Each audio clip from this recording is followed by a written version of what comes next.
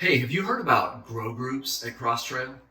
I think grow groups may be the best kept secret around here, and we want to share that secret with you. So, a grow group is composed of 2 to 4 people, composed of the same gender, who share a desire to grow closer to Jesus Christ. The goal of discipleship is to really find life in walking with Jesus and to become more and more like him in our character and our attitudes and priorities and values.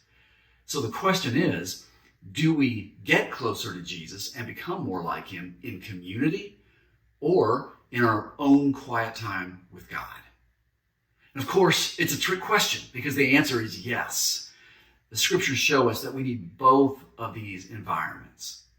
We do need relationships with other believers to help us to see Jesus and to show Jesus in the ways that we love one another. And connect groups are the environment that helps us do that. Connect groups are larger groups that are primarily about forming relationships around Jesus Christ.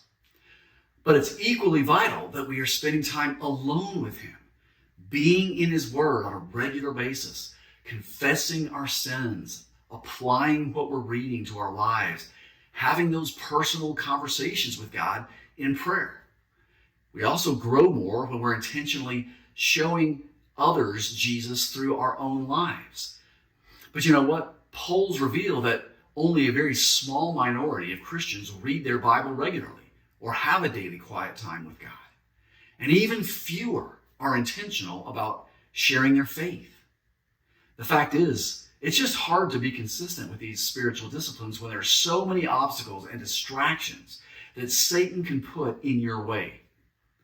And like anything else that's worthwhile and also a bit challenging to do, we are so much more likely to be consistent and successful when we are doing it along with other people that we know and like. That's what a grow group is. It's 2 to 4 people who agree to spend time alone with God and to actively try to be an influence in the lives of unbelievers. And they meet together weekly or sometimes bi-weekly to provide accountability and encouragement to do that. See, when you know that you're going to be meeting up and you're going to be talking about what you read and what God's been showing you and who you've been trying to bless, you're going to make it much more of a priority in your life. Plus, you get the added benefit of hearing others' perspectives and insights on what you've been reading together. Now, you may wonder, how do I get in a grow group?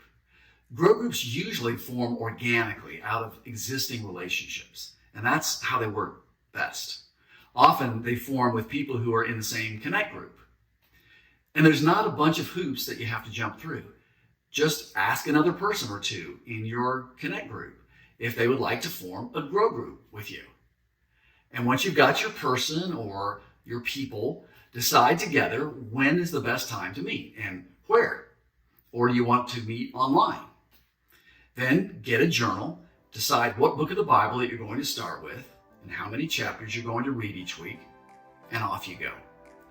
Reach out to me and I'll provide you with some questions that you can ask at each meeting, and also I'll give you a helpful method of journaling what you're reading so that it really can take root in your heart. It's really that easy.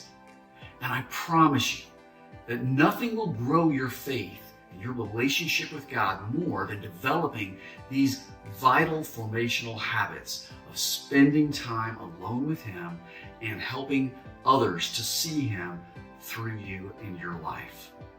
And being in a grow group is going to help you do those things more consistently than ever.